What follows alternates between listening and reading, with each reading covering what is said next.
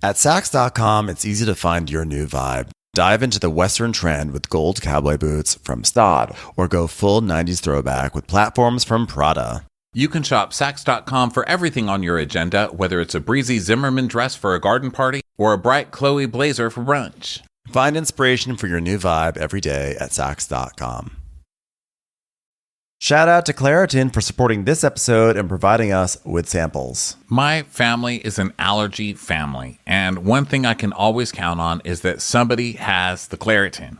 Luckily, for those of us who live with symptoms of allergies, we can live Claritin Clear with Claritin D. Designed for serious allergy sufferers, Claritin D has 2 powerful ingredients in just 1 pill that relieve your allergy symptoms and decongest your nose so you can breathe better. This double action combination of prescription strength allergy medicine and the best decongestant available relieves sneezing, a runny nose, itching, and watery eyes, an itchy nose and throat, and sinus congestion and pressure with ease. I've got 2 nieces with extreme allergies, and the only thing that helps them is Claritin. We've always got it. Oh yeah, my boyfriend, let me tell you something. When the allergies start up in Los Angeles, it's like, this is like reach for that Claritin. Ready to live life as if you don't have allergies? It's time to live Claritin Clear. Fast and powerful relief is just a quick trip away. Find Claritin D at the pharmacy counter. Ask for Claritin at your local pharmacy counter. You don't even need a prescription. Go to Claritin.com right now for a discount so you can live Claritin Clear. Use as directed. Stewart's single ingredient freeze-dried treats are a great solution because they have only one ingredient, freeze-dried, to lock in nutrition and flavor. Dogs can't resist them, and you can feel good about treating or training with these treats. Let me tell you something that is absolutely true. Have you ever seen AI where they make a dog look like it's smiling and it's the creepiest thing ever because it looks like a human smile? My dog did that when he had these treats. I mean, my dog is pretty nice to me. I have a sweet, sweet dog, Bueller. I love him. And he's always nice to me, but he's never been as obsessed with me as after when I gave him these treats. He loves them. He literally follows me around for the next hour begging for more. They're really, really, really solid, really good. It's real meat, and they are just little freeze-dried treats you give them. They love them. Visit stewartpet.com to learn more. That's STEWART pet.com.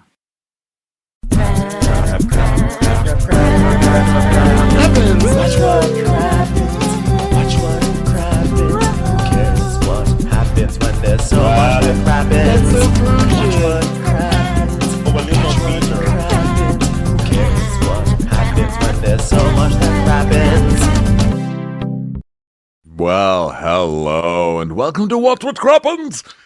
We're a podcast that loves to talk shit about Bravo. Thanks for being here, guys. I'm Ronnie. That's Ben over there. Hi, Ben. Hi, Ronnie. How are you? Good. What's going on today? Not much. Just, basking. I wish you would support me more. Oh, it's just like a little overwhelmed. Go ahead. I'm like a little overwhelmed by this podcast right now. Yeah, so I just wish you would support me, and like, I'm just overwhelmed. Yeah, no, seriously. Go ahead. How's everything going, man? Seriously. Yeah, it's good. I'm just gonna rage smile because I want to support me. I wish you would support me more. You're not supporting me at all. I just want to ask you something, make it seem like like you can answer it any sort of way, and then when you don't answer the way I want to, I'm gonna rage smile and say I'm overwhelmed. I just want you to support.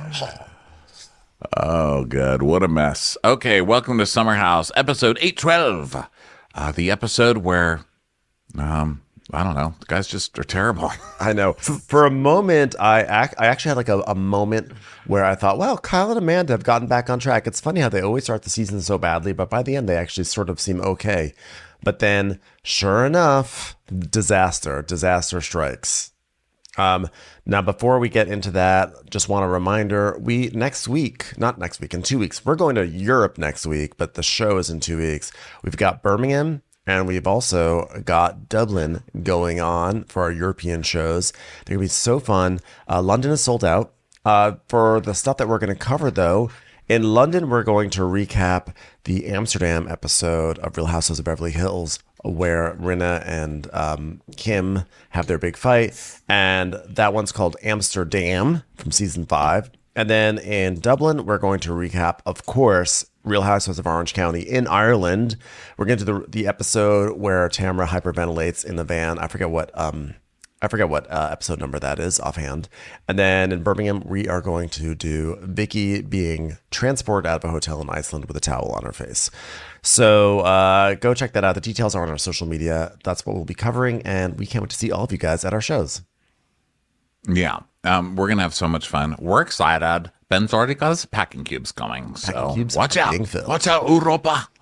So here we are, Summer House 812. We start with Carl and Lindsay talking. He's just done the whole, this is right after he did the whole, like, My dad's a minister, and like he hates your guts and wishes you were in hell. that's after that conversation, right? Yeah, they're sort of like wrapping that one up. And he's like, and she's like, yeah, I know, but like, why did you wait so long? And he's like, well, when we have like a tough conversation or something, and I feel like it's like hard, I get nervous. And like, I should have just like talked to you right after New Jersey. And I don't like the fact that like took me time to like talk to you. And like, then the way I described it, like, I just don't want to have any secrets from you. Like, my parents love you and they just want the best for us. That's all. And she's like, just like yelling at him with her eyes. See, I didn't take it like that. I took it as her just looking at him like, okay. I think she looks so confused by Carl with his whole, like, I was afraid to tell you. She's looking at him like, she's holding his hand like, what? Like, I took it as like, well, have we just both. met? Like, we've been friends for 10 years. Why are you surprised at how I am? She's just looking at him like, what is your deal, Carl? Because Carl's like, I was just terrified. What am I going to do? Tell you? Here's what I was doing, okay? Like, I had this conversation, but I had to make sure that I had a conversation about the conversation on camera. And then I had to interrupt a dinner very dramatically and pull you aside so that you would rage out in front of everybody. And then I could be the victim in front of all of these people. It's like, you're so fucking obvious, dude. And I hope that Lindsay's onto him and is just like, I'm not giving him what he wants. I'm not going to freak out on him at this dinner. Well, that's what her eyes are telling me. She looks confused, like, why are we talking about this again? I thought we settled this. And then she's also rageful, like, are you fucking kidding me? Like, this is real. Like, you're really, like, I was in the middle of lobster dinner and you pulled me to the side for this. Like, get over it. We already discussed this. It's done.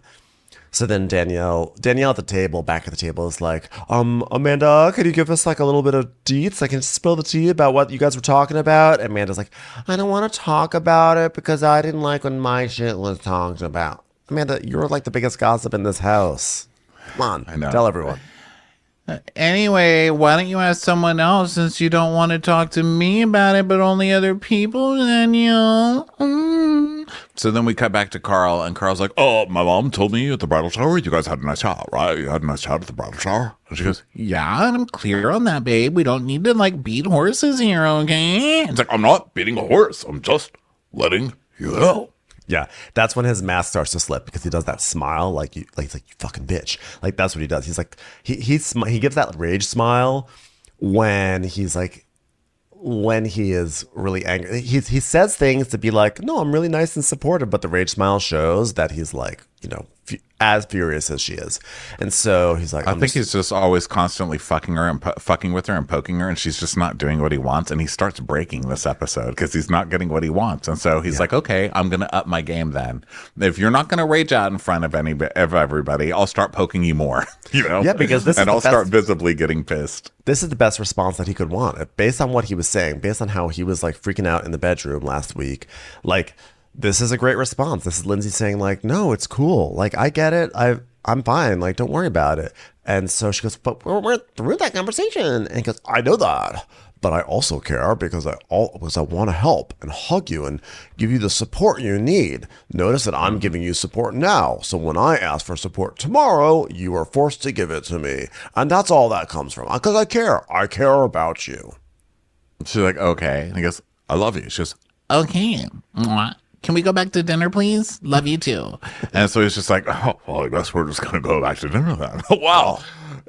Because I really wanted resolution here, and she just gave me easy resolution. Surely I have nothing to be upset about, right? But I'm pissed off going back to dinner now. So, It's like literally smiling, pissed off. Yeah. That he didn't get what he wanted. So obvious at this point. So now Lindsay is telling us, okay, let me get this straight. Your parents just said pretty fucked up things about your future wife, and I'm the one that needs to console you. Thanks for telling me, but I think that's weird. Like, my parents would. never say anything negative about the man I'm about to marry because it's like my decision and they will follow my lead in my decision because I've told them, you better listen to what I'm fucking doing because I'm Lindsay Hubbard and I call the shots around here. Yeah, fucking Carl, I can't. You go to your mom and you tell her, I'm being abused. What is your mom going to say? Get the fuck out of the relationship. You're being abused. I'm with someone who doesn't support my sobriety. Get out. Hey,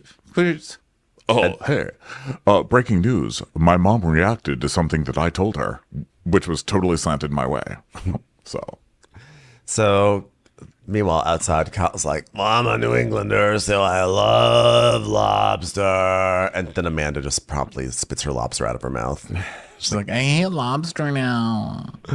So they return to group, and then it's just like really awkward. Everyone's sitting there, and Lindsay's like, well, I can't wait for this reading tonight, huh? And Gabby's like, oh, yeah. So the way it works is if you have a specific energy in mind, you can put that into the tarot, and then the tarot can like reveal that energy. So like Danielle, for instance, the energy you can put into it is conniving bitch, because that's pretty easy for you. Okay? So Lindsay's like, great, I have a lot of questions. And Carl just kind of like, so Lindsay gets up and clears plates and she's like, put that on mine. I was like, wow, she didn't even use to put your weight on me. She's really annoyed with Carl right now. Sounds like, he's like, you got plates? Yeah, he does that really gentlemanly thing where he's like, oh, wow, you're carrying all the plates. You got that? You got that? You got that? You got that? Okay, I'm not going to move, but you got that? Okay, she's gone now. And then he kind of like slams the chair back. What is his deal? Such a fucking weirdo. I was going to bring her the saucer, but I'm just like really overwhelmed right now. I'm just like a little overwhelmed. It's just like a lot. Like the saucer. It's like a it's really hard. I'm going to have a job soon. It's like really hard. It's hard. Like I'm a man of my word. And I said like I'd have a job by the end of the summer. So like the last thing I think about is like if I could bring the saucer into the kitchen. That's it.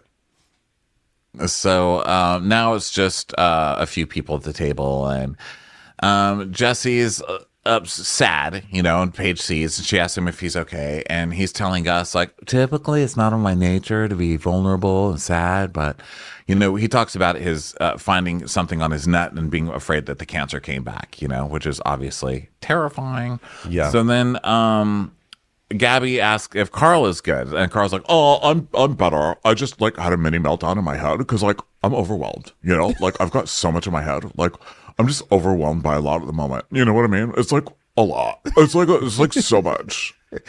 He says overwhelmed so many times this episode. It is ridiculous. But yeah, he's like, yeah, it's just like a lot that's going on right now. So Lindsay is talking to Amanda and she's like, it's kind of like he took like what you said and said like it's my fault and it's my fault, like I did something wrong and like she's upset with me, and like he kind of came into like the dinner like upset with that. And Amanda's like, yeah, I think the stress of talking to you made him anxious, and also the fact that I talked to him right before dinner and said you need to tell Lindsay right away because she'll see this on camera, and if she finds out then it's gonna be terrible, so you do need to do it right now. I think that maybe that had something to do with it. And Lindsay's like, well, the topic was a tough topic, and he's just going back over and over this conversation he had with his parents and she said, and first of all, I'd like to just point out real quick, she's talking to Paige now too. Paige is sitting there, but I'd like to point out how she's not pulling a like, can you believe what Carl did? He's such an asshole. She's not doing that. No. She's like, poor Carl. Like Carl's freaking out, and like he doesn't need to be freaking out. Like she's not reacting in any way that I would expect her to be reacting. No, she's actually pretty chill. And she just tells everyone, she's like, yeah, we had this, he had a conversation with his parents, and his dad is an ordained minister and said that if I were marrying you, I wouldn't marry you. And Paige is sitting there and her eyes just bulge like, oh my God.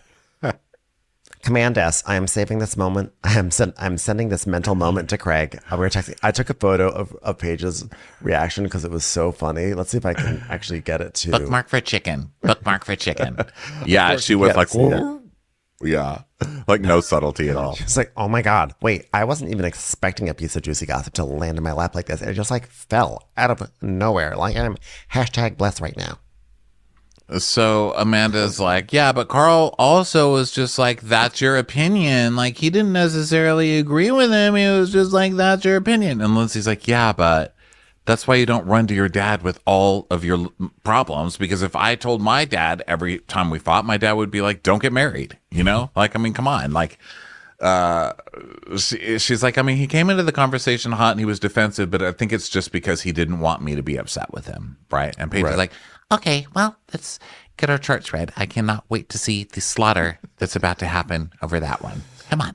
Hold on, let's all give ourselves up. I think we all need, 5 minutes to cool down / text chicken, tell him everything that's going on. Okay, great. So now Jesse's sad, understandably, but no one really understands why. Well, all they know is that Sierra, don't forget also last episode, Sierra called him a trash bag at the table, which by the way, I fully support. I mean, I feel terrible that the cancer scare is so scary and I feel terrible for him, but it does not take away from the fact that he is kind of a trash bag when it comes to dating women. So everyone's kind of like laughing because like, oh, Jesse, he's deflated because they don't realize that there's something much larger on his mind right now. And they're just like, wow, that was so mean of Sierra. So now it's time for the tarot reading. And so everyone goes into Club Send for the tarot reading. So Kyle gets his reading first, and his past and present are fire energy. And he's like, love it. Like, you don't even know what that means, fire energy. He's like, oh, sorry. And this lady is like the stereotypical lady who reads your cards at a party. She's just like kind of some nerdy lady from like D&D club or whatever. Yeah. And she's like, temperance is about not going extreme. We're finding balance between partying and family. A lot of people's future have the word party in it. Like, maybe less partying. I think you've been partying. Like, you're in a summer house, lady. Yeah. By the way, I just have to say for Carl, it's maybe not a good idea to go back to Loverboy if Kyle has fire energy, because that could really mean there's all sorts of different meanings for the word fire.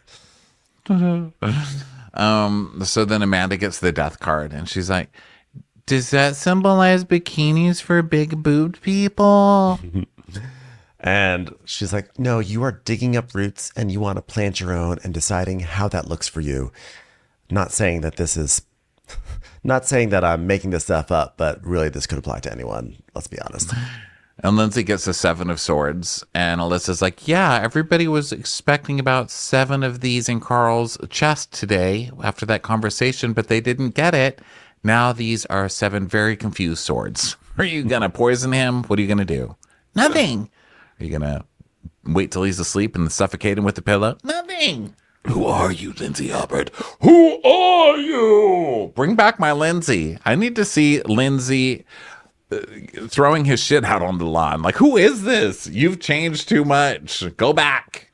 And the tarot reader says that Lindsay, the 7 of swords means that no matter what the curveballs that life throws at you, keep your eyes forward and not look in the back. All right. I don't know what sort of curveball could possibly happen between now and getting married. It seems like it's kind of just like straight balls going the entire time, but sure, whatever you say, crazy lady. I like that she's Shannon Bedore. Yeah. Well, I have no Well, idea. I've changed a lot. I've changed a lot. Kind of curveball. I really have changed. Well, I've changed. I'm moving to Orange County now. It's amazing. All I really needed to become a new person was to get dumped by some slut on the beach. Carl's reading was that he drew the 4 of, I'm just a little overwhelmed right now. Sorry, Carl. Unfortunately, we tried to pull your card out, but your card wouldn't come out because it said it's got a lot on its plate at the moment. So it's just going to stay on the deck. And Kyle's like, pentacles? Did you say testicles? Which is, sad because no one knows what's going on. So then Alyssa's like, well, navigating yourself through emotionally turbulent times, you don't need to hold everything so tight. You could party. And Jesse's like, yeah, I had my doubts, but that really hit home. That really hit home. They're like, aw, Jesse. Oh, good job. Good job, man. You did great. You did great, by the way. So now it's time for pendulum questions, wherein Alyssa dangles a pendulum and makes it swing in a direction. That's fun. So Paige is like, okay, my question for the pendulum. Why are you so unstylish? Sorry, wrong question. How does it feel to be... Could you help Alyssa pick out an outfit tomorrow? Yes or no? Could you let Alyssa know that there's a sale at Zara? Thanks. Were you aware that just because we took money for doing an Old Navy ad last week, that now we have to have Old Navy checkout people at our game night? I'm sorry. Was that formed in the proper kind of a question to get an answer? Alyssa's just crying. She's like, ugh. Okay, question for the pendulum. Can the pendulum please tell Craig that Carl's stepfather would not marry him and Lindsay because I wasn't able to text him? Thanks, pendulum. Okay, I have a question. for the pendulum. Do you have a scrunchie so that Alyssa could put it in her hair because it's really distracting? So Alyssa's like, why? I have a question for the pendulum. Could you ask Alyssa to bring my luggage upstairs? Thanks. Alyssa's like, finally, something I can do. So Jesse's sad, So Carl goes outside and sparks up a cigar. And Lindsay's like, little cigar action. Please be more supportive. Okay. It's time for a commercial. It's time for a Crappens commercial.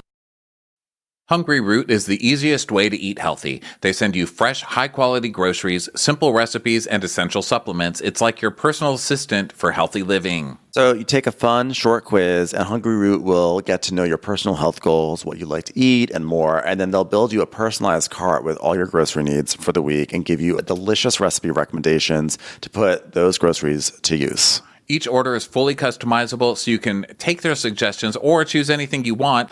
We love this place. It's like, I like eating this, and this. I'm a vegetarian, eat some fish sometimes. They send you all these groceries that all fit into exactly what you like. Yeah, I have an issue with snacking in that I always want to snack, but I often snack on things that aren't always as good for me. And it was really great to get all sorts of healthy, nutritious snacks from Hungry Root. Right now, Hungry Root is offering Watch What Crappens listeners 40% off your first delivery and free veggies for life. Just go to hungryroot.com/crappens to get 40% off your first delivery and get your free veggies. That's hungryroot.com/crappens. Don't forget to use our link so they know we sent you. Audible offers an incredible selection of audiobooks across every genre. As an Audible member, you can choose one title a month to keep from their entire catalog. The time is now, more than ever, to embrace the breathtaking, sinister, and shocking tales that have enthralled you, especially with brand new exclusive thrillers from best-selling authors who are guaranteed to keep you gripped. Right now, one thing that I'm very interested in taking a listen to is The Daughters of Block Island, which is currently #1 on the mystery thriller and suspense list. So that is definitely going into my queue. New members can try Audible free for 30 days. Visit audible.com/crappens or text crappens to 500-500. That's audible.com/crappens or text crappens to 500-500. So then Sierra gets into bed with West and Kyle sits with Carl outside. And so Carl's like, Dude, I am so fucked, freaking out right now. I'm so overwhelmed right now. and Kyle's like, why? What are you talking about? He's like, the conversation with my parents is bad. It's really, really bad. They were hard on me. They were really, really hard on me. Very, very hard. It was almost like the hours between 8 and 5. Unlivable. Unlivable, bro. Overwhelming. It's like the idea of taking someone on a date that wasn't like a Wednesday. Overwhelming.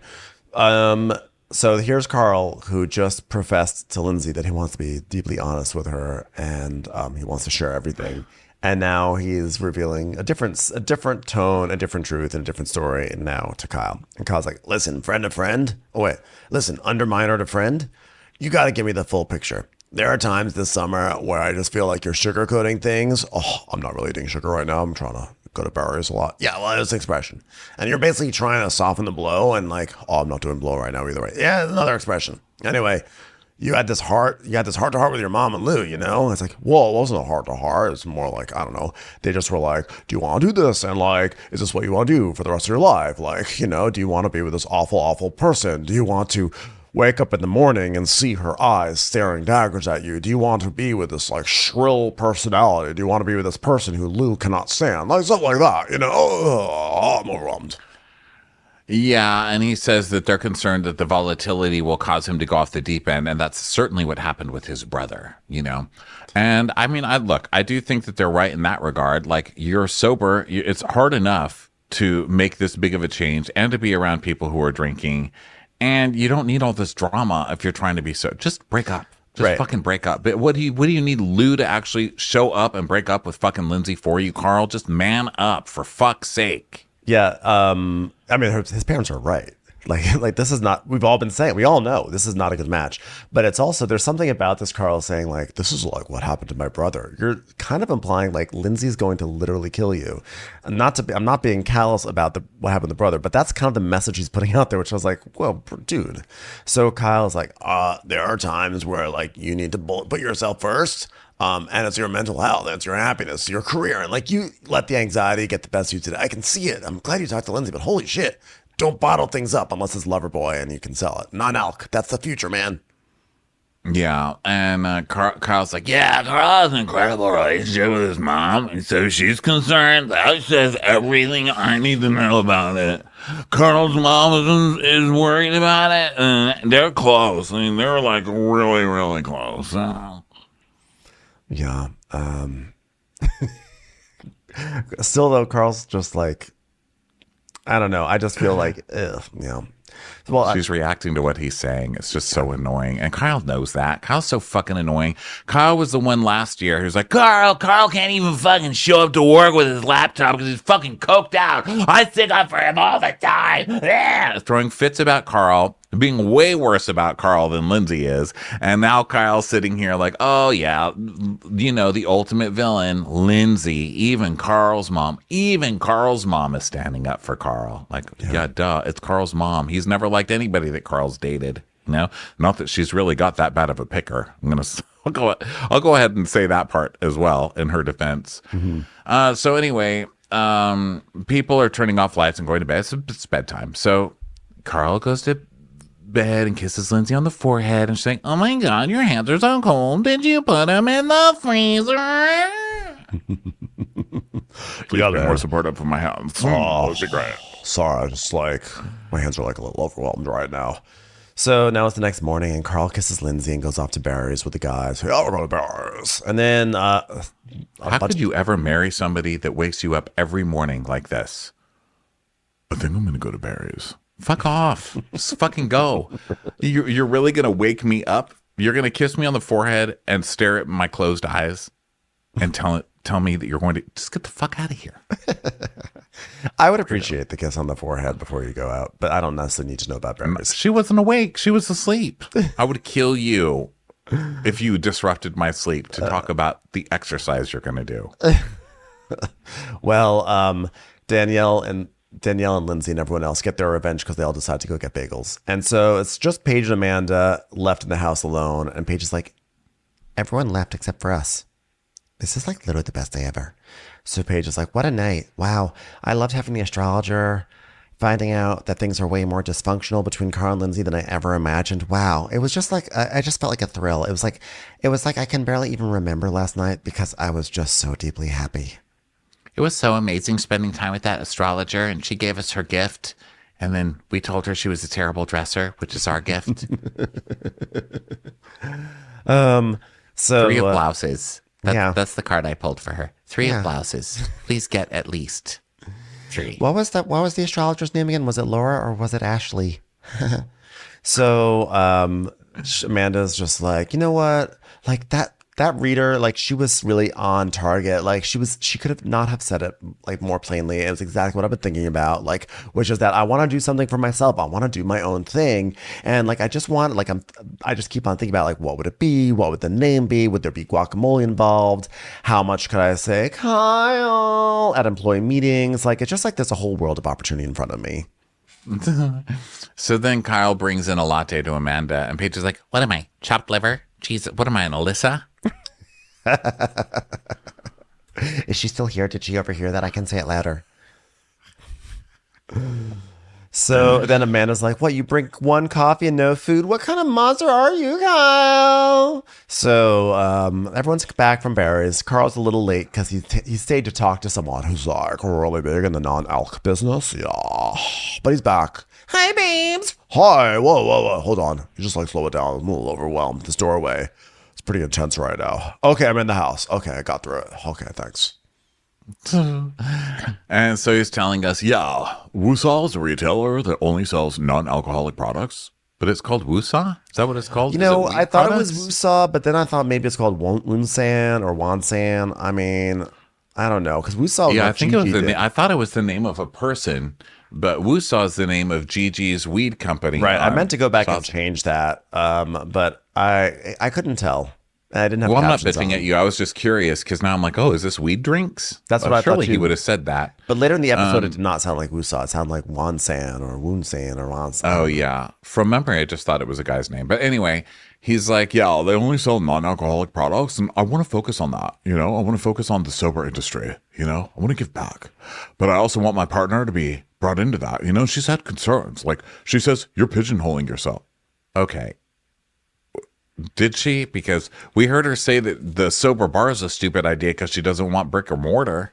Yeah. But She didn't. What we've seen on camera is that brick and mortar, not smart, and don't go back to Loverboy because that was sort of a toxic relationship, and you've already well, been she didn't there. even say that actually. She just said all she said about that so far was like, "Oh, okay, so it's basically like going back to an ex, Right. But Right. she's sort That's all of we've really implying seen her like say. she sort of nudged like, let's think of like a new workplace, you know.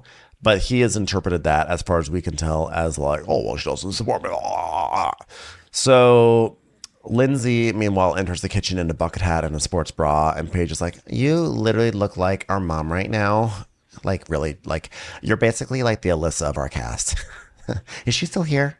Can she hear us?" So then outside, Sierra, the people are just hanging out and getting sun or whatever. So Sierra's telling Jesse, like, hey, sorry, I was mean to you last night when I called you a trash bag. And he goes, yeah, it was just when you said I was a trash bag you would never set your friends up with. And she's like, well, I was just saying, like, it seems like you're always looking for the next girl before you've given the first one a chance. And he's like, okay, well, that's fair. She's like, but I'm sorry I was mean. So it's really cute. And then they're like, kiss everybody, kiss. And so she asks West if they can kiss. And she's like, I have a cool boyfriend. And then Danielle's like, you said boyfriend. She's like, yeah, haha. No, you said boyfriend. Yeah, it was so funny, Danielle. You said boyfriend. They're like, oh my God, get her out of here. Can the LIRR please build a new train station in our front yard so we can get Danielle onto that train as soon as possible? Can somebody say pie chart to get Danielle refocused? Could someone say CEO and founder convention is happening in Quag? So meanwhile, in the kitchen. So then Sierra kisses Jesse, and I still maintain that they have more chemistry than she has with West. I hope those crazy kids end up together. Well, we'll see. So in the kitchen, big scene alert. Big scene. So Carl's in there with Lindsay, and he's like, "Ha, love the outfit. Ha, love it, love it. This is not a strained attempt at communication between two people who clearly hate each other but are still committed to getting married. I love the I outfit." really do. It's so awkward. It's just, yeah, it's bright and summery, right? And he's like, Yeah, I mean, the hat is great. she's, oh my God, I need a little sun protection. I just wish that my mom and Lou could see this interaction and see how much we've grown. Oh, God. So how was your meeting, Carl? He's like, Oh, it was good. I mean, they're hiring for a few different roles right now. I don't think I'm necessarily fit for those roles, but, you know, like the queer thing, you know, like I just wanted to make sure that I did something for the queer thing because remember how, you know, like you're forcing me to do something by the end of the summer. So, like, we said we'd do it by Labor Day because you're abusive. So, you know, like, I just want to be on your abusive time schedule. You know, I'm a man of my word. I just want to make sure that, you know, I'm not doing something about this because, like, if I'm not doing things, then I deserve to get beat. But if I do them, please don't hit me, is what I'm saying. Yeah, I'm a man of my word, and like, you know, so like, if I'm not giving you attention, it's kind of your fault because you made me have this ultimatum on like forcing all my dreams to be decided in like 2 weeks. It's fine, but I'm a man of my word, and like, just want you to know, I'm not doing anything. I'm just, you know, I'm doing. You know, I think Loverboy is like a great idea, and like, it'd be funny because like, remember how I supported you last night by being really honest with you? Now you can support me. So, Colleen's like, and. Does Kyle have a vision for you? He has some ideas, but which is his way of saying I haven't asked that question yet. But I haven't seen anything in writing, which is his way of saying, yeah, I really have not investigated this. It's just been a casual conversation. But there's like still more conversations to be had, which is like, oh, I need to mentally write this down because I have to remember these questions to ask Kyle. Yeah. It's like the biggest bullshit response. Lindsay can sniff out bullshit. Like we can all sniff it out. But like, does Kyle have a vision for you? Yes or no? No, I have not heard a vision. But he doesn't want to say that. So, oh yeah, there's like some more conversations to be had, and like, you know, like that's definitely something we want to put on the agenda. But Kyle and we did wanna, have like, a bump vision that for to the him. top and, like, I circle think back. I think he's purposely not answering the question because he wants her to be like, no, you shouldn't go work for Kyle. That's what he wants. So Kyle told him, hey, here's my vision. We have this non-alcoholic spritzer seltzer coming out. I think that depending on how involved you want to be, we could talk about a rev share. That is a vision. No, you tell me how you want to be. so. And he's like, I think he's trying to get Lindsay to be like, no, you shouldn't do that. So he's telling her, no, there's no vision. I don't think you can have a rev the share in this gaslighting company. starts right here. I think the gaslighting starts later in the conversation. I don't think you're wrong that he wants to make Lindsay angry or whatever. But I think that right now he knows this is like, he doesn't want to put in the effort to do like a real job search. He doesn't want to do the effort to do anything. And there's something that fell into his lap. That's like it's appealing because it's easy. He can go back to a job he already knows and yada, yada, yada. But it also means he doesn't have to stretch himself. And so he knows that Lindsay's not going to approve of it. So instead of being like, I know this doesn't sound exciting to you, but I actually really like this idea and this is what I want to do. Instead, he's like, yeah, well, there's been some conversations, da, da, da, da. And she's basically like, you haven't done any thought. You have not put any thought into this. And so then the moment that like his easy plan is destroyed, that's when he's going to start to be like, you don't support me, da, da, da, da. And he's going to make her look like the villain here. But like right now, I think he's in like pussy mode. He's in pussy mode. I think he came and of course that's me bringing in my feelings just about Carl this season in general. But yeah, I think he started this whole thing. He was planning this from the very beginning because she even says later, like, you spend 8 months telling me you can't work because you're so traumatized by Kyle and how it went down with Kyle that you need to decompress. You're too traumatized to get a job. And now you're telling me on camera that you want to go work for Kyle and I'm not allowed to ask a question. So he sets her up again off camera to be like, Kyle's abusive. Kyle traumatized me to the point I can't even get off this fucking couch to go look for a job until the cameras are shooting and you're making me do it. And so now I'm going to come on camera to tell you that Kyle wants me to work for him again. And then I'm going to get pissed at you when you have a question about it, even though I've told you that I'm traumatized for almost a year and can't work because of Kyle.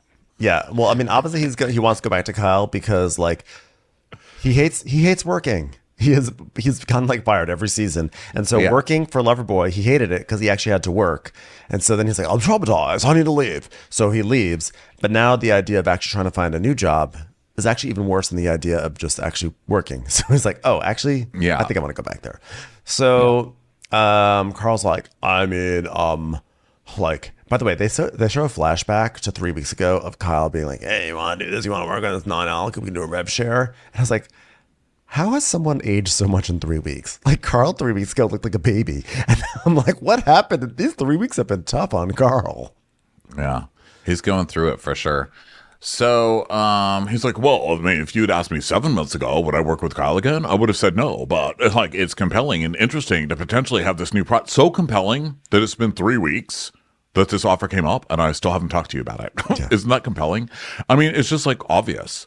And she goes, well, I mean, it's comfortable, right? It's like going back to an ex. Like you're comfortable. You spent so much time and energy in that relationship. And it's just like easy to slide back in. By the way, she knows what she's talking about because she's about to marry Carl, who is an ex. Yes, exactly. Because it's easier than going out and finding somebody else. Like she dated all these other guys and realized they're all fucked up too. So she may as well go with the fucked up that she's used to. So she gets this decision. Yeah. And by the way, I've seen people do this before where they've worked at a place and it was miserable for them. They hated it. They leave. And then like they spend some time and they're in the real world or whatever. And like the actual act of looking for a job is really, it's hard and difficult and it's deflating.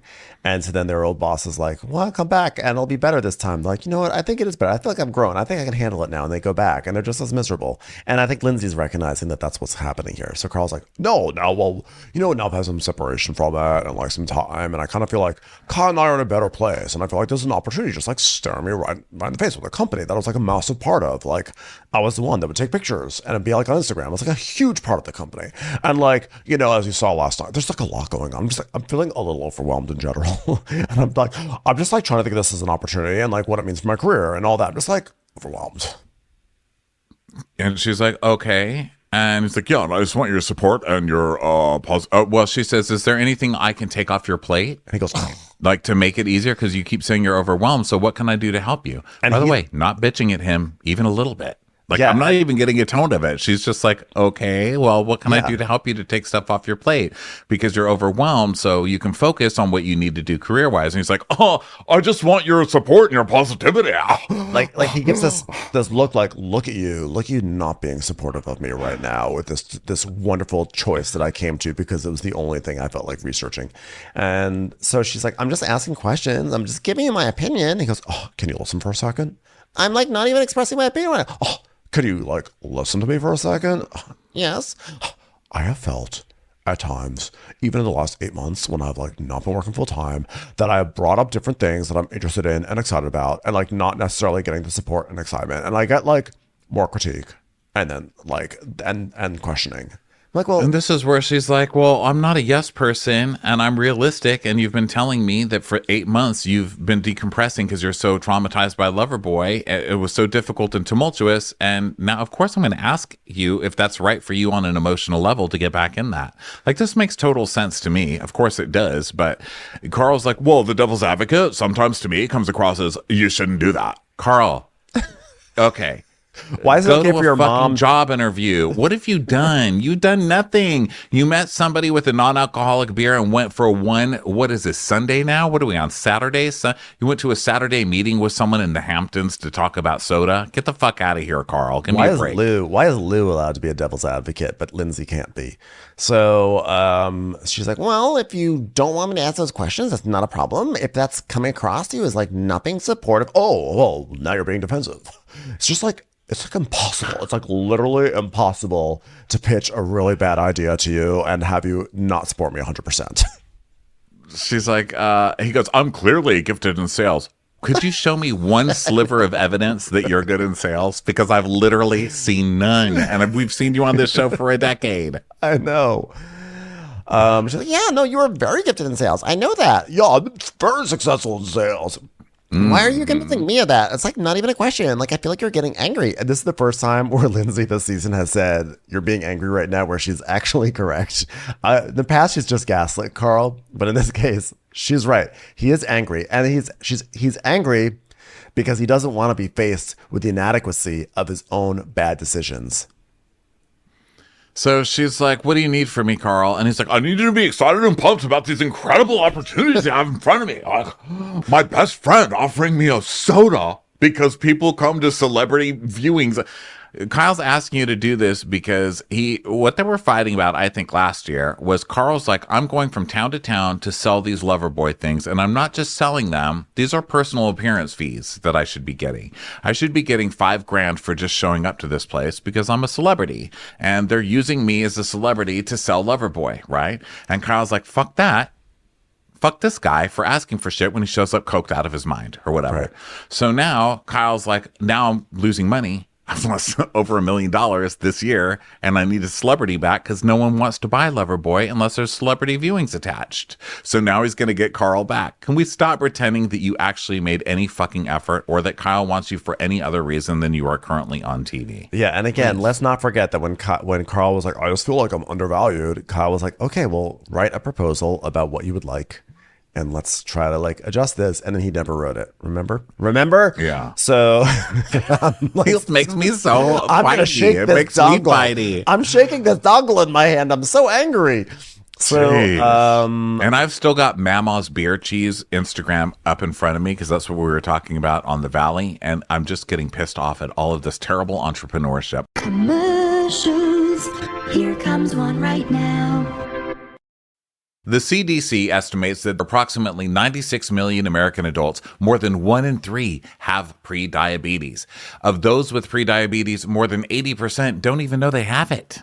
why does this matter? If you have prediabetes, sugar begins to build up in the bloodstream rather than fuel the cells. This is when insulin resistance occurs, which is believed to be the #1 cause of prediabetes. A healthy weight allows insulin to work more efficiently and can help to keep blood sugars within a normal range. Signos can help you short-circuit the cycle by using data directly from your body to design a weight loss plan that's unique to your lifestyle. With Signos, you can literally see which foods cause your blood sugar to spike above reasonable levels and get real-time alerts to do a bit of exercise to bring them back down. On average, people make about 227 food choices a day. Learn the difference between stress eating and physical hunger. Better manage your energy throughout the day and sleep better at night. Listen, I've got some health stuff going on here. I've been on my weight loss journey for about a year now, and I need to track this stuff, so it's great to have something so simple to use. Signos removes the guesswork of weight loss and provides you with the tools and knowledge needed to develop healthier habits. It combines your glucose data from the CGM or a continuous glucose monitor with an AI-driven app to deliver real-time glucose insights for optimal health and weight management. Right now, Signos has an offer exclusively for our listeners.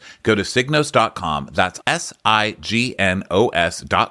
and get up to 20% off select plans by using code CRAPPENS today. That's signos.com and use code CRAPPENS to get up to 20% off select plans for you today. Honestly, I think for Lindsay Hubbard, she's being very calm because she's just like, well, what do you need from me? And he goes, I need you to be like excited and pumped about these incredible opportunities I have in front of me to make us money. And like I have an investment in Loverboy. Do you have that same opportunity for yourself? Do you have an investment in something if it were to sell?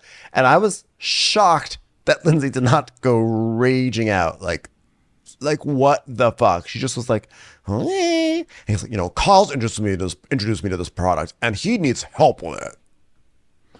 Yeah, this was shitty.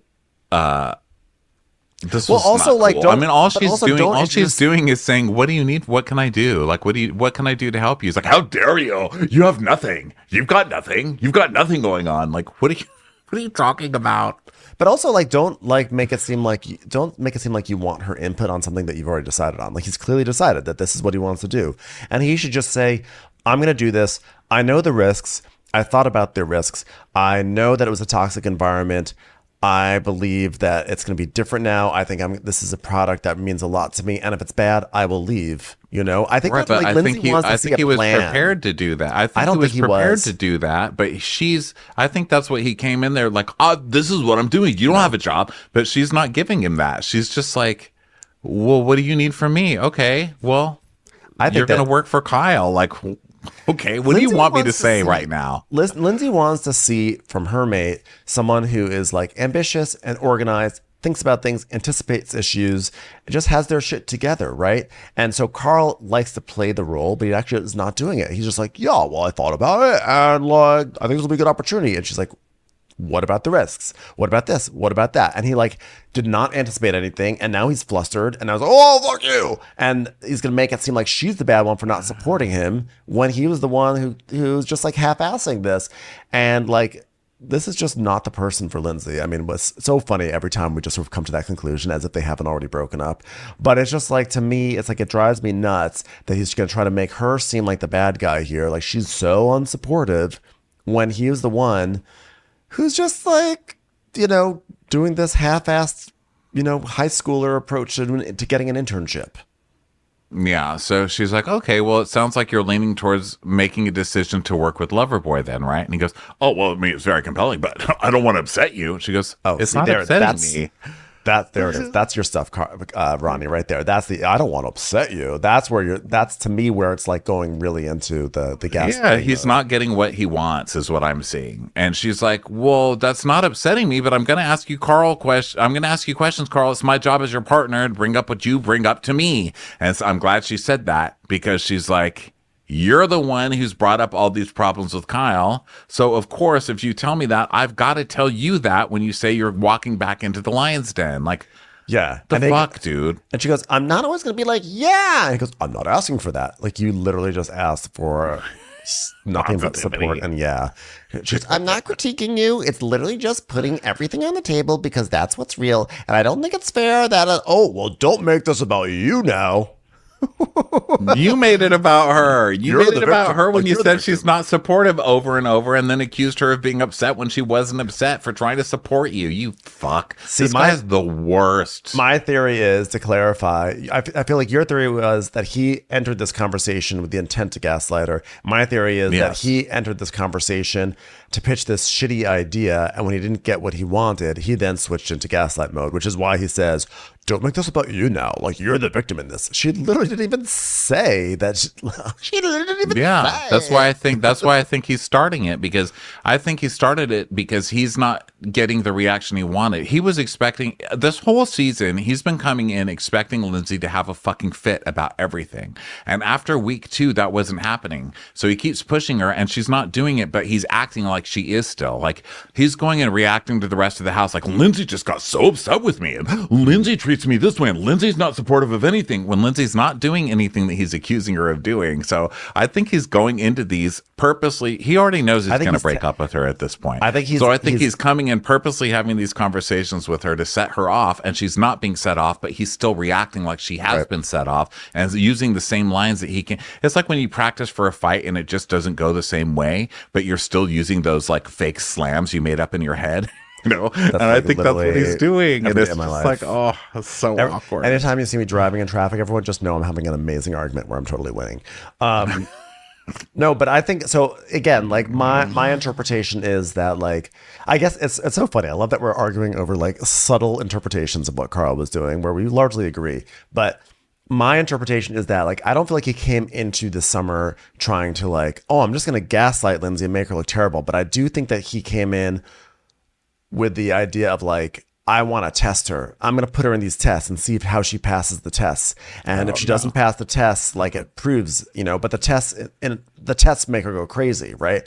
So, which then her going crazy then just verifies this, or that validates his suspicions, meaning that he's like, well, I'm going to see if she's going to be supportive right now. I'm going to pitch this idea. I want to do Loverboy, and watch. I guarantee she won't be supportive. And so then he does this thing, and then she's not supportive.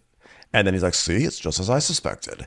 And then therefore it's like held against her, and she doesn't even know she's being put to a test. Yeah, that's an interesting, look, we're not going to agree on it, because I just look at it and it's okay. Like, we don't have to agree. The reason I think that is because they were going, what? I said we literally don't have to agree on this argument about what Carl's intentions were, but it's fun. Yeah, it's fun. But the whole thing with me is that they started this season, Scandival was going on. So I think that everybody was like, oh shit, look at this. I mean, that was such a huge thing. It was on the cover of every magazine. It was everywhere. It's literally, they've mentioned it 3 times on this show, like just those 2. So I think he was like, oh shit, I can't just dump Lindsay. I'm going to become him. I'm going to become this pariah. I can't just do that. I have to show everybody why and what a fucking monster Lindsay is, which Lindsay can't be a monster. I'm not saying like Lindsay's some princess and so innocent, but I think he's coming into this like, I'm going to go on TV and I'm going to save my ass and show everybody that she's a fucking emotional terrorist, and they're going to be on my side and it almost worked, because Lindsay played into that very hard in the beginning. I still believe he was in those Ubers that we didn't see any footage of, poking at Lindsay, trying to get her to go off. And then when she did go off, he was going, why are you going off? I still believe that 100%.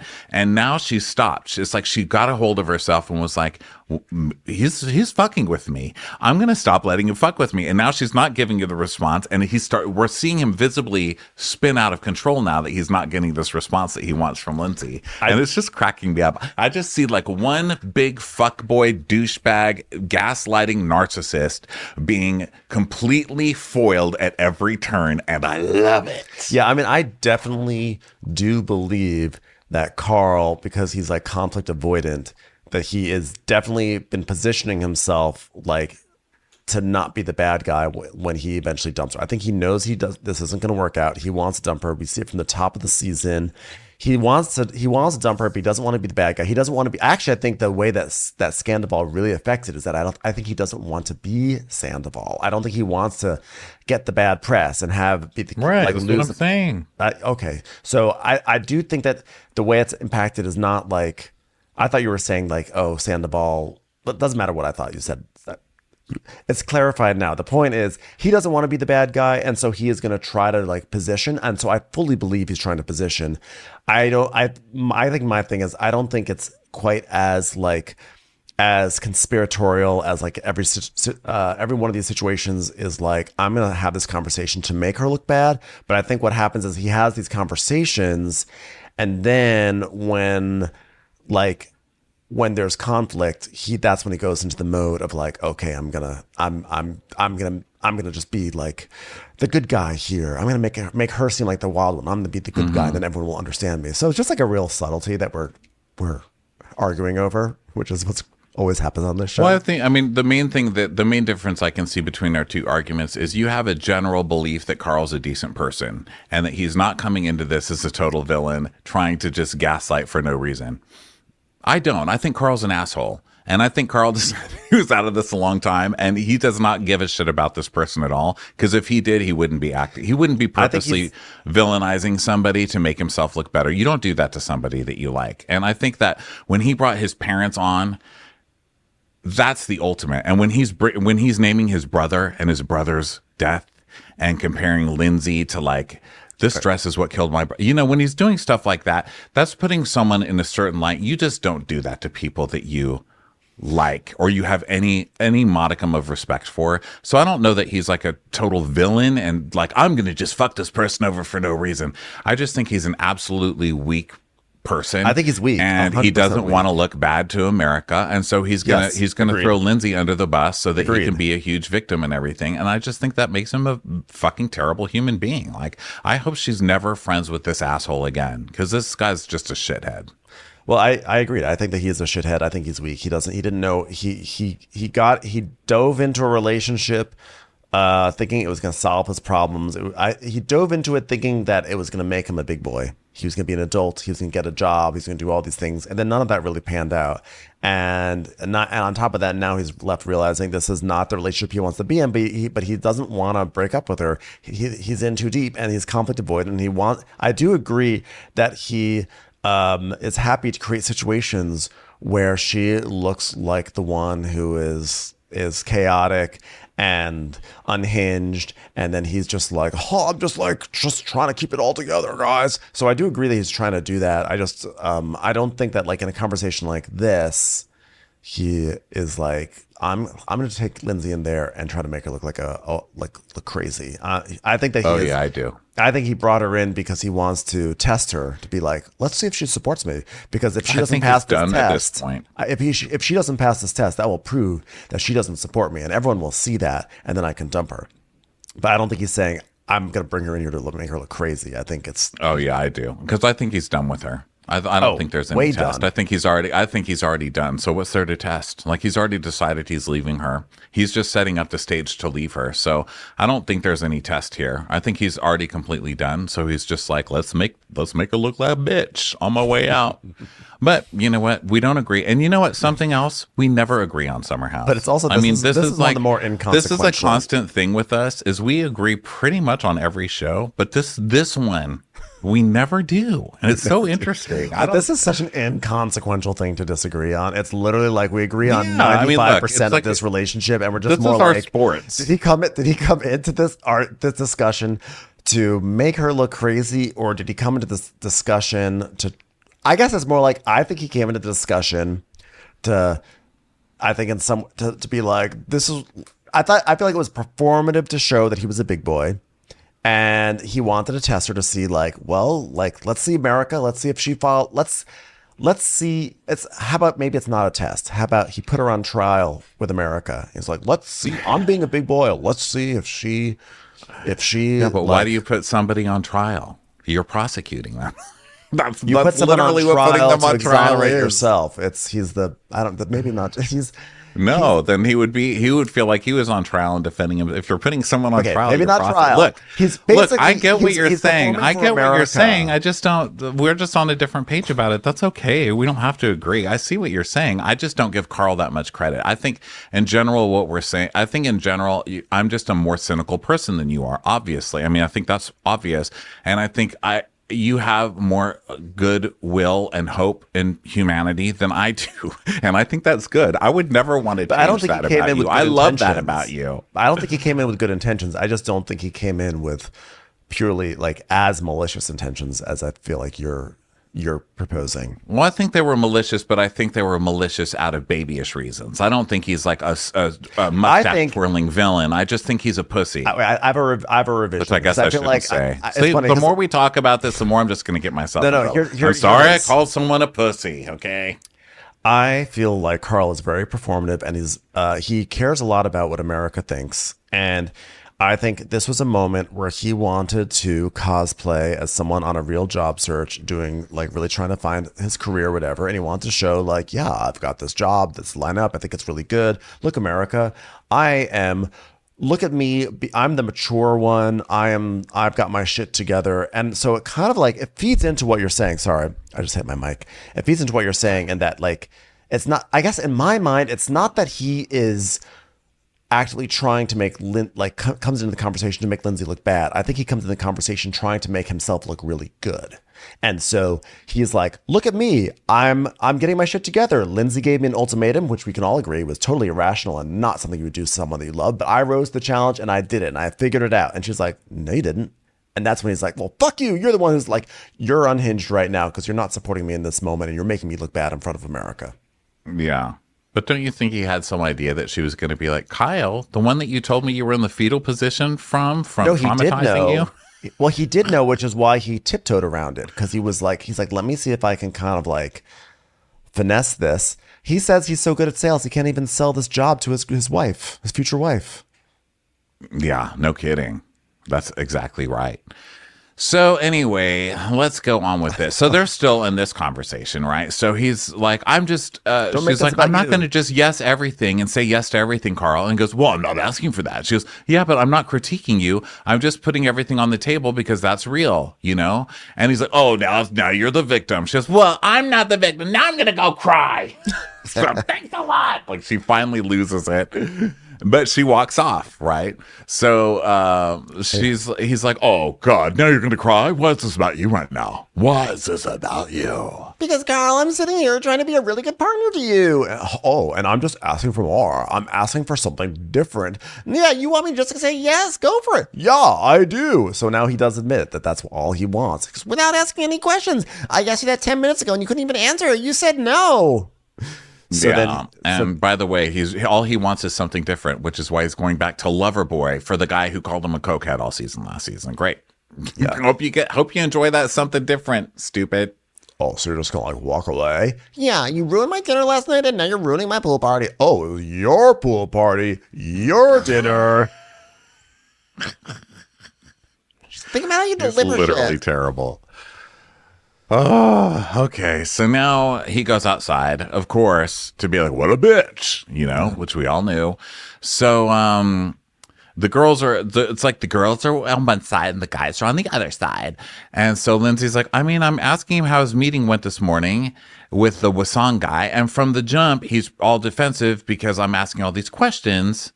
And he's like, I just want you to support me. By the way, still not coming out there being like, this fucking dick. Yeah. You know? And Amanda's like, well, I think that he thinks that you're questioning him. And she's like, I'm not. And Amanda goes, God, men are so fragile, which really is the theme of this episode. Really the show, actually. Truly. But definitely this episode. So then Carl's like, well, I told her a little bit about what we're talking about. And I just feel like we're still kind of like massaging that and like what that could look like. And she's basically like, you're going back to your old ex. Like, she's like, of course I'm going to have opinions about it. And Kyle's like, can I be honest? Everything she said about your career so far, I don't think she's pointed you down any type of path that makes any sense. She's just closing doors and then giving you a hard time after she closed them. Well, that's because if Lindsay were to give Carl career advice, be like, oh, well, it's just like, I feel like I can't even do anything. Like, she's always like telling me what to do. Like, she's probably trying to like get him to make his own decisions because she doesn't want to make decisions for him. She hasn't given him any career advice either. So I don't even know what Kyle's talking about. No, that's what Kyle says. Kyle's like, by the way, like all she does is say no to your ideas, but she doesn't actually like chime in with any thoughts about. She doesn't send you down any type of path that makes sense. She hasn't sent him down any path. Let's just don't get him. So Amanda's over with Amanda. She's like, it's valid for you to want to know if you're getting married and having kids, you need to know what's going on. Like those decisions affect your family. So then back to Carl. Carly's like, Carly, that's my sister. Sorry, Carly, love you. She joined the show. Yeah. He's like, well, she thinks she's being supportive by being a devil's advocate. And I get that. But I've been getting that for the past 8 months. By the way, the past 8 months that I've been talking about not being able to go on job interviews because I'm so traumatized by you, Kyle. Let's just pretend that part of the conversation didn't happen. But, I'm traumatized by Lindsay. Not you today, by Lindsay today. But when I go back to Lindsay, it's going to be that I've been traumatized by you for 8 months. So I'm just traumatized by everybody. Poor Carl. Help. Trauma police. I'm always traumatized. I just feel like anything I bring up is just like instantly critiqued. It's like, yeah, because you bring up stupid ideas. Like that's what happens. So that's like you're acting like you're just some innocent here, but you're not like doing the work. So Lindsay's like, well, yeah, I do get concerned that he doesn't have like fire to match my fire. And Paige is like, are you always gonna have to be in control? Because that's like a lot of stress, and like you already look pretty old. So I'm saying, and like that's mentally exhausting just knowing that any problem that like now comes up for the rest of your life, you're like in charge of that now. Like that's gross, stupid. And Sierra's like, yeah, you don't want to fuck someone who's not going to drive the ship. Oh, I'm just like overwhelmed to touch the steering wheel. So Sierra's like, yeah, like if Lindsay is always leading the ship and Carl is passenger princess, which I thought was funny, passenger princess, she would find that hard to be attracted to. Like, yeah, she's like, I understand why their sex life is not really working out so well. So, Jesse is like, I think it's fair for Lindsay to have questions, but honestly, then Carl finds an opportunity and she shoots him down. But I understand her concern. I'm Switzerland on this one, which I was actually glad to hear because I feel like most of the season, Jesse's just bought Carl's load of bullshit and been like, yeah, dude, fuck Lindsay, But I think he's starting to see who Carl is. And he's like, Jesse definitely did the Ben Mandelker, which is like, well, I see it this way, but I can also see how someone could see it that way. But then again, I still see it this way. You know what? I'm just gonna stay out of it. That's my way of approaching everything. So, Lindsay's I don't know. sad. They go on with their day. Now they're going to go to so now it's boat time. Right. They go to a boat. They go to a boat called the Jubilance, which is funny because like everyone here is so miserable. And they're swimming. Kyle's on a sea bob and his bathing suit falls off and he loses it. And so he has to wear Sierra's shorts. So it's the second time this season that he's dressed in Sierra's clothing. And then Sierra she's like napping on the boat later on. And so Wes is telling Paige he's going to surprise her with like a horseback ride on Tuesday. And Sierra's like, oh my God, that's great. I love Sierra so much. I would literally die for her. Well, not really die, but like I'd maybe like push Danielle into the water for her. Anyway, anytime she's talking to a guy, it's like, like I'm going to check up or whatever. And if I hear something, I'm immediately going to run to her. So anyway, what's this with you texting other girls? Like, is that what happened? Because Lindsay says you're texting other girls. It's like, well, yeah. The other day I heard Lindsay talking and she said, oops, I crapped my pants. Oh, I'm sorry. That's not the part I was going to say.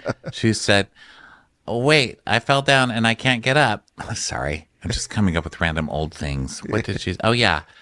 Are you fucking other people? He's like, oh, me? No.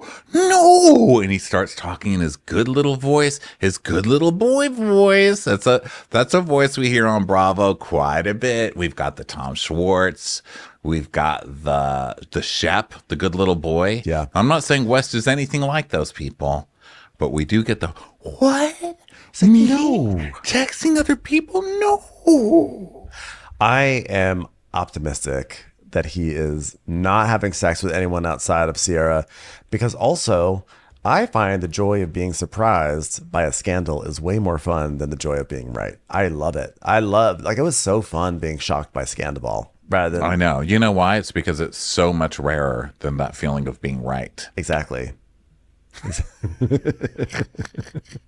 But yeah, I'm cautiously optimistic as well. But I'm also triggered. I'm also traumatized by these shows, and so that's where that's coming from. And also, he doesn't owe celibacy to anybody. But no. I just think that if you want, obviously it's going to be necessary with if you want somebody of that quality, yeah, the least you could do is not fuck somebody for a couple months. But so apparently it's not. So good for him. He does a whole spiel about how it's like weird for him to be exclusive with someone that you're not having sex with. And also like if you're dating someone, you're either going to marry them or you're going to have a super sad day. And that's all scary for him. And he's like, I know this is the most immature thing I've said in the studio, but I don't care. That's how I feel. And both are dramatic. Yeah. And I like to chill. I like that.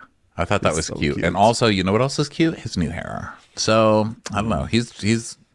I like this winning me over. More. I'll say it. You do? I thought the puffy bangs worked on him more than the split, the split part. it's just not, I'm not into it. So Paige is like, listen, I feel like, friends of girls that you're talking to are always like, oh, I'll kill you if you hurt her. And they're like, whatever. But I like genuinely will kill you. Like, kill you. Remember Jordan? Yeah, no one remembers him because I killed him. He's gone. Don't fuck with Sierra. Yeah, because Sierra's really a bloop. A what? A bloop. Sorry. I'm sorry. I was saying bloop, but they keep bleeping it off camera ever since they tried to go to that restaurant in Real Housewives of New York. Sorry. Inside joke from a long time ago. Nobody watched that show. So anyway, don't fuck her over, okay? So then Danielle is driving the pontoon, which I don't think Danielle has ever looked more at home than on a pontoon. Driving a pontoon directly at rocks. The captain goes, hey, so you see those dots coming up? Those are rocks. So let's move the boat. She's like, whoops. Danielle is like the pontoon of boats on Bravo. Yeah. So, Kyle loses his shorts. He's still wacky. I've got a mullet. I'm naked in the water. It's crazy, Kyle. It's fucking crazy. So now Amanda sits down with Kyle and they start talking about tarot cards. And she's like, I mean, it was basically like she told me like to update my LinkedIn profile and leave Loverboy. It was like crazy, Kyle. He's like, wait, what? Like, so that reminds me, I wanted to talk to you about, like having my own goals outside Loverboy. No, because if you take away Kyle and Loverboy, like, who is Amanda? He goes, no one knows. I'm kidding. We all know you're just my wife. So she goes, well, I was thinking, like, I feel so supportive of your dream and your business. And, marriage is supporting each other. And I've been supportive of your dream and your business. He's like, well, it's our dream because I've said so. Yeah, no, it's our dream to be successful. But Loverboy is your thing and your baby. And not that I want to walk away from Loverboy, but like, wouldn't it be fun if like Loverboy, I like walked down the sidewalk and then like looked behind, and I was like, oh, hi, Loverboy. I just walked down the sidewalk. And I walked a little bit further. We're like, bye, Loverboy. I'm still here. And then walked around the corner and be like, I'm going to text Loverboy. You can't see me, but I'm still here. And maybe I just leave it entirely, but I'm still there, right? There's so many times on this show where I just feel like, how many couples can we take? Like, you just had the Carl and Lindsay drama, and now we've got Kyle acting like this. I mean, I'm Team Amanda, 100%. I can't believe Amanda comes up to him and says, okay, this is your dream. I got on board. Well, it's our dream. Okay, but, I would want to do something maybe for myself. Oh, really? You're going to abandon me now at a time like this? We literally have nothing. We're losing money. Ooh, now you now? And she's like, but I'm not saying I'm leaving. I'm just saying I kind of want something for myself. Oh, really? Thanks a lot. It's like, oh, God. What a fucking child. I was actually a little surprised. I feel like they fought so much in the beginning of the season, and then lately they've been giving them the edit like, oh, they started doing therapy with a 23-year-old, person who is like a life coach adjacent, and now everything's better. So I thought like, oh, Kyle's gonna be like, Amanda, whatever you need, I just want to support you because I love you so much. But he was not like that at all. Now, by the way, also maybe not the wisest thing to bring this up while your husband is shit-faced. When is he not shit-faced? He's fall down drunk all the time. And people and Kyle himself and other people in comments and stuff are like, stop giving Kyle so much shit. I mean, it's the weekend. He works his ass off all week. It's just a week. He's the only one this drunk all the time. Nobody else is like this. Why is nobody else on the cast slurring their words from morning to night every single day, pissing all over the backyard, getting naked? No one else is like that. This guy's a fucking mess. He's tragic. He's tragic at this point. I can't believe Amanda's still with this person. Leave. Run, girl. So she's like, I feel like you're just like such a big personality, and like I live in your shadow. And he's like, well, I want to support you in whatever you do, but I also need your help. She's like, no, I'm not leaving the team. I'm not leaving the company, but I just want to be a little selfish. I like think of all the sacrifices I made for you. I quit my job. I stopped what I was doing. It's like, well, you were working for someone else. He's like, basically like, I gave you everything. How could you do this to me? I gave you the life that you wanted. You were working for the man. Now you could work for yourself. And by yourself, I mean for me, a different man. You worked for a man with money, and now you're working for a company that just lost $1.5 million, is what I'm hearing. And she's like, no, but like, I came here to help you achieve your dreams and goals, and we're going to do it together. And he goes, well, guess what? I haven't achieved them, so I need a little bit more help. I think you've achieved your dreams, which is that you started up a beverage company. It started up. It's been a few years now. It's no longer a startup. It's a has started. Yeah. So Kyle's like, yeah, so he talks about how they're losing money because for the first time ever, they've lost $1.5 million the first half of the year. And now, if they're not making money in August, what's it going to be like in winter when partying season's over? And, now that they're going through it, Amanda wants to bail on him, which she said 19,000 times that she doesn't want to bail. But I think it's so funny how when she says what she needs, which are, hey, maybe those kids you started talking about, or maybe to move to the burbs, or maybe to get serious and not go out fucking wasted every night in the city with strangers. She says what he wants, and he acts like he won't even address it. But she says one little thing she wants, which is getting a second job. It's not Right, even to leaving develop- hers. or just to And you're develop a project. crying and sobbing and throwing a literal fucking temper tantrum. You child. Yeah, You fucking child. The- Grow up. The male fragility on this episode was out of control.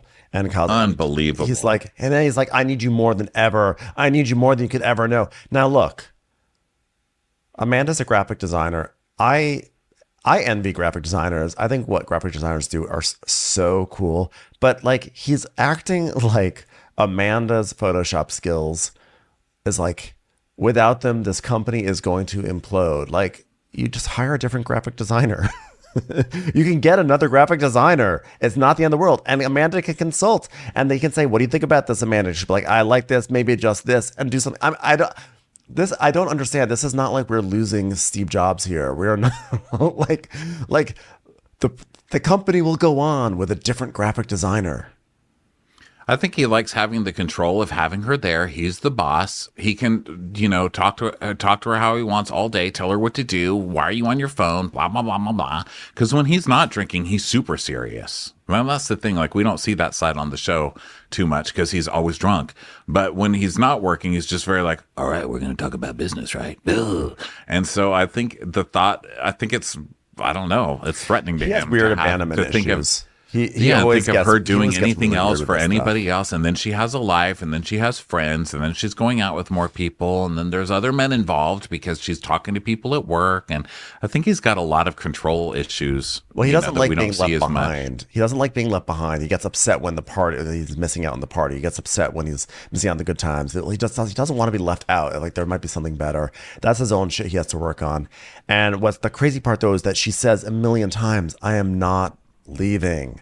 I just want to develop something for myself. And he just can't hear it. And it's so obnoxious and so frustrating. And I felt so bad for Amanda because, like, this really actually could have been a beautiful moment for their relationship where he says, honey, I would love nothing more to support you. And instead, it's like he's just making it about him. And so now they dock, and Paige, of course, I think it also might be something to do with age, because I think he's so insecure about his age and being older than her. And she, do you remember, like, the Giggly Squad podcast is called that because Kyle got mad and was like, oh, it's the Giggly Squad over there. And so they named a whole podcast, which is now like one of the top podcasts in the country, which is hilarious. But he's always had some kind of weird thing about, like, she's always giggling behind his back. It's like, there they are. It's all these people giggling. And then he shows up with a mullet and he's trying to run around naked and like, oh, well, hello, the water took my pants off. And now she's like, if she goes to another job, she's just going to be surrounded by more people her age. She's going to be having more fun instead of just like sitting on the couch like a fuddy-duddy or being at her parents' house, And I think he's probably threatened. Well, also think about like all these hours and work and effort that he puts in to Loverboy. And I think Giggly Squad, like Paige and Hannah, are just like, hey, let's hop on the microphone and like, talk about whatever we're going to talk about. And then they're like, boom, instant success. So like, I'm sure there's like some resentment that he has there. And like also maybe there's like, I think he just thinks he's going to be left behind. He's putting in all this work. He's going to be left behind. So they get back to the house. Be if he keeps this shit up, because at some point you mature enough to where you're like, oh, it's not cute. Like, you think sometimes when you're dating with someone older that they understand more than you inherently because they're older. And then you kind of realize that that's bullshit. As you get older, you realize, oh, I never knew anything more than I did when I was 15. Like, you realize what bullshit it is. And that magic goes away real quick. Yeah. So they dock the boat, and Paige is like, "Thank you so much, Captain, whoever you are, Mr. Pontoon." And he's like, "Yeah, thanks, man. That was awesome. I'm a little overwhelmed, by the way. I don't know if I can get off this pontoon. I'm just like really overwhelmed. A lot on my plate. I don't know. You're making it all about you, Pontoon. It's all about you, Jubilance, all the time." So back at the house, Jesse starts crying to West about so sad. being nervous. It is so sad. It's sad that I just feel so bad for him. That is so scary. And then Sierra's like, "Where were you guys this whole time? Were you crying or something?" And West's like, "I wasn't, but ... Yeah, which isn't cool. So then Kyle is outside. Okay, so then Kyle comes up to. They're not outside. He comes up to Amanda and he's like, "So, just want you to know, can I just have 2 seconds of your time? I just want to let you know in a much more calm way about how you're wrong and you can't leave me." Yeah. Is that cool? Listen, it doesn't have to be a prolonged thing. I just as you know, our business, there's like a lot of stress. So I apologize for being a little concerned about. She goes, "Yourself?" He's like, "Ugh." So then he storms off, "Fuck you." And he slams the door behind him and "There, fucking bitch." And Gabby's like, "Honestly, who is slamming the door? That is not necessary. Was that the tarot reader? Was she here all this time? Did she just slam the door?" Only on fashion. So Kyle's gyrating outside, throwing something. He's like, "Ah!" And Carl's like, whoa. Did Lindsay just not believe in your dreams? What happened? And Kyle's like, "I'm done trying to pretend it's okay for me to babysit my fucking wife." Really? Because you're the one going pee-pee in your pants. She's the one who's things. literally The toddler, dude. She's the one who's literally asking to do something independently, and you're it's not okay. I have to always babysit her. She's literally saying, "I want to leave the house. I want to go to the movies." So he's like, "Oh, so she wants to have a passion project. She wants to have a purpose. Okay, cool." Which, by the way, I am like, this condescending ass line of rhetorical questions. Go fuck yourself. And he's like, "You know what? You know what I want to be? I want to be a DJ. I want to be a fucking DJ. But right now I'm trying to build a fucking future. Imagine someone working 18 hours a day and then being ridiculed for how hard they work." Literally none of that it happened. I mean, Amanda has ridiculed you about a lot of things, and Amanda is no angel. But in this specific situation, none of that happened. And I'm sorry that you are going through your classic midlife crisis right now, and you want to be a DJ. And I'm sorry for you on many levels that is an ambition for you. But get over it. I don't think he really wants that. I think he's just saying, "Oh, really? So she wants to do something stupid and worthless, and here, I'll think of something stupid and worthless." I think he really wants to be a DJ. What if I did that? He always sets up those speakers, denigrating what she wants to do as if it's some stupid childish thing. But either way, your interpretation, my interpretation, it doesn't matter, because ultimately he's fully disparaging the notion that she wants to do something for herself. Yeah. And Carl's just looking at him. He's like, "Whoa, you're really pissed off, huh?" He's like, "Yeah, she thinks she works for me." Well, I'm like, "No, if you work for me, you'd be fucking fired." Well, really? If you work for anybody else, you would be fired. 1.5 million in loss this year. Shut the fuck up over there. Question. Did you just say that you work 18 hours a day? So I may have to rethink this lover boy position. Sorry. It's a bit much for me. So I think actually, by the way, I think Amanda would like to be fired from Loverboy. What part of her showing up late, sleeping through meetings says that she's motivated and wants to be at this job? She's begging to be fired. No, what a mess. My God. These guys, terrible. Anyway. These couples, just terrible fucking couples. My God. Who wants to watch this? I do. More fun on the Valley. Those are more fun, terrible couples. No, this is wonderful for me. This is filling up my veins. I am like Paige with her eyes bulging. This is great TV. Just had to soak it in. All right, everyone. Well, thank you so much for being here. Super fun week of recaps. We'll be back next week with another full slate, and we'll catch you on the next episode. Bye, everyone. Bye-bye. Watch What Crappens would like to thank its premium sponsors. Ain't no thing like Allison King. Ashley Savoni, she don't take no baloney. Stroll in the park with Caitlin Clark. She's not just a Sheila, she's a Daniela. Itchels. Aaron McNicholas, she don't miss no trickolas. She's never scary. It's the Green Fairy. Jamie, she has no last namey. Hava Nagila Weber. Know your worth with Jason Kurth. Sip some scotch with Jessica Trotch. She's always supplying. It's Kelly Ryan. Kristen the Piston Anderson. Let's give a kisserino to Lisa Lino. We want to hang with Liz Lang. Megan Berg. You can't have a burger without the Berg. The Bay Area Betches. Betches. And our super premium sponsors. Somebody get us 10 cc's of Betsy MD. We're taking the gold with Brenda Silva. Let's get real with Caitlin O'Neill. Don't get salty with Christine Pepper. Can't have a meal without the Emily Sides. We forever love Ava. Nobody holds a candle to Jamie Kendall. We got our wish, it's Jen Plish. She's not harsh, she's Jill Hirsch. She's a little bit loony. Junie. My favorite Murdo, Karen McMurdo. We love him madly, it's Kyle Pod Shadley. Let's go on a bender with Lauren Fender. The incredible edible Matthews sisters. Give him hell, Miss Noel. Ring that bell for Rachel. She's the queen bee, it's Sarah Lemke. Shannon, out of a cannon, Anthony. Let's take off with Tamla Plain. She ain't no shrinking Violet Kuchar. We love you guys.